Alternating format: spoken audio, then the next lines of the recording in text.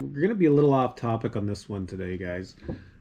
I know my eBay store has taken a little bit of a dump in the past couple weeks. It's been very spotty. It's been up and down, of course. The weekends have been good, but during the week it's been super slow. Maybe it's the stuff I'm selling. I'm not too sure. I have a feeling more of it has to do with the economies of the world right now and what's going on with the United States and Canada. There's going to be tariffs on automobile stuff now going crossing the border and stuff, which we kind of thought was coming anyways. Being a Canadian in the mix of this, most of us don't really want anything to do with this. We think it's silly. There's going to be people that agree with it and people that don't. I don't think these tariffs are going to help anybody, especially the auto sector. I understand that they want manufacturing back in the US, and I totally get that. However, our three countries are so intertwined now. I don't think it's going to be a feasible thing, and I'm going to get into why just in a second here. I think it's bad business all around. We'll get right to it here. The problem with trying to bring all the manufacturing back to the United States, here's the biggest problem right now, guys. And this could go for any country trying to do this at the moment. I'm sure lots of countries are. The infrastructure to do so is not there. If you want to bring all the manufacturing for autos and auto parts back to the US, you're going to be looking at a decades long process. You can't build these plants within 6 months. It's not how it works.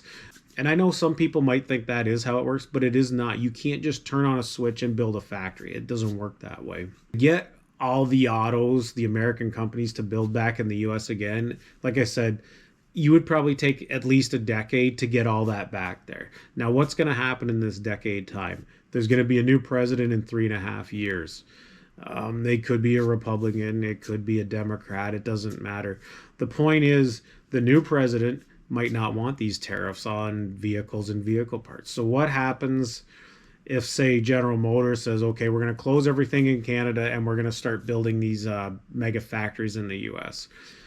And then in 3.5 years, tariff rules change and it becomes much more cheaper to produce the things back in Canada again. The infrastructure is already here.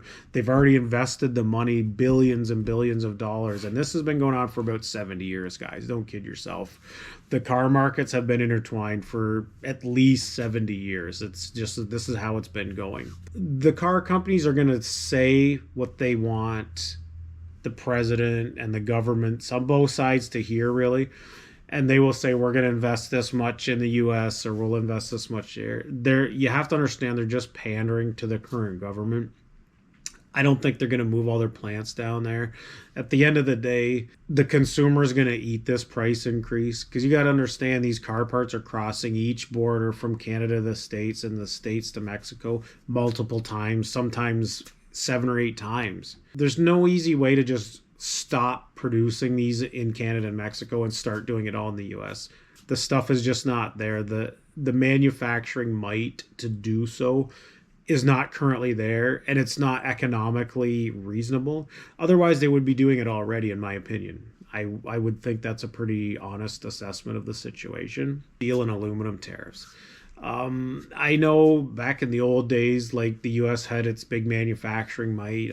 Canada had a lot of stuff too before free trade. Don't get me wrong. It was totally different here. There was a lot more factory jobs. There was a lot, I would say the middle class was a lot bigger. It was much like the US. We all had our little bubbles, you know what I mean?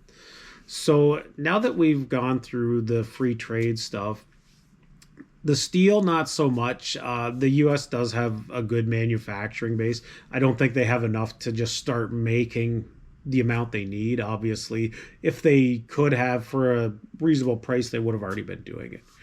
The big one is the aluminum, guys. Canada has a huge surplus of energy, like from hydroelectric and fossil fuels, everything. Like, we have an abundance of energy. We have tons in the ground, and we produce a ton already. We produce way more than we need. We sell tons to the northern US states. It powers, I think, a couple million homes down there. The process for making aluminum is hugely dependent on how much energy resources you have. And the United States does not even have the capability to produce the amount of aluminum they need. It's not even close. I'm not bagging on it. It's just, this is how our countries have been so intertwined for years, guys. The US does not have the capability to make enough aluminum for its own needs. And here lies the problem. To make the amount of aluminum that they actually need, they would have to build numerous more nuclear powered plants. They'd have to build more hydro plants. It would cost hundreds of billions of dollars just to start getting that stuff up and going. So the end result of the aluminum and steel tariffs is simply going to be higher prices for everybody. When a Canadian company ships down their aluminum and steel down to the States for a company to make something that needs that aluminum or steel and cannot get it anywhere else, the prices are going to go up for both countries. And that's just a fact. Be prepared for it. It's going to be like when COVID hit and the steel and aluminum tariffs went on it. Then you saw the prices of housing, even the lumber, just went skyrocketed, and it totally pooped on the friggin' housing market. Like for new home buyers and stuff, they just can't afford it. It's very unfortunate. Are dumb. I don't care if you think they're going to bring manufacturing back. Like I said, a new government in 3.5, 4 years is probably going to can all this stuff and go back to our 99% free trade agreements. And that's just the way it is. So you're seeing the stock market tumble, and it's going to keep tumbling down, guys. The next one is the oil. So Canada's a huge importer of oil to the United States. And the problem with this drill baby drill notion in both countries is the oil companies are not going to drill more oil and bring the prices down, because that's stupid. It's a business. They need a certain price for these barrels of oil. And it's usually, I think they need at least $60 to $70 a barrel to be profitable. They're not going to just drill a bunch more oil, flood the market, and tank the price of oil and then lose money on every barrel they sell. It's stupid. Don't believe this. This drill baby drill shit, it's utter nonsense. It is a business. It's not like our countries are drilling the oil themselves and they're going to pass a savings on to the consumer. If we had a nationalized oil company in Canada or the US, then yeah, drill baby drill. These companies answer to shareholders. They're worldwide companies. The oil and gas is traded on the worldwide market. They don't just pump it out of the ground and sell it to Canada and the US at a discount. I don't know why anyone has this notion.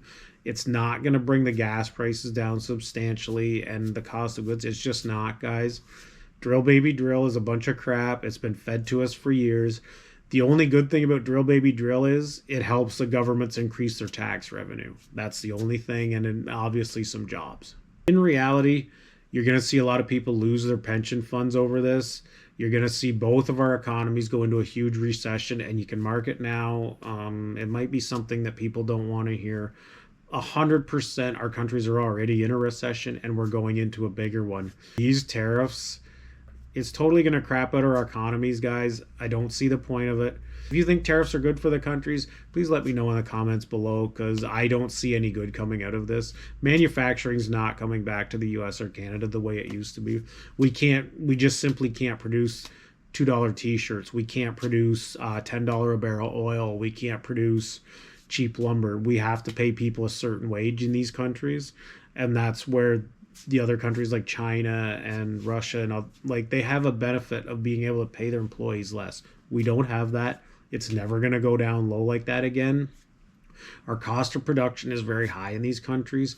These businesses are simply not going to spend billions and billions of dollars to build factories when they know in like 5 years there won't be these restrictions likely. It is what it is. I'm sorry to rant on this video, guys, and I'm not trying to alienate anyone. I'm just trying to be honest with the way things are going here. It's going to affect all of us. It does tie into our eBay businesses and reselling. Everything's going to take a hit here. I think everything's going to slow down. People will not be spending money on stuff they don't need. They'll be buying food, fuel, heating their houses, taxes, stuff like that, stuff you have to have. It's going to be really rough. I hope we can all rise above it and keep on selling, and I hope everything goes okay. And I honestly hope I'm wrong. And if you think I am, let me know. I'll see you in the next one. Peace.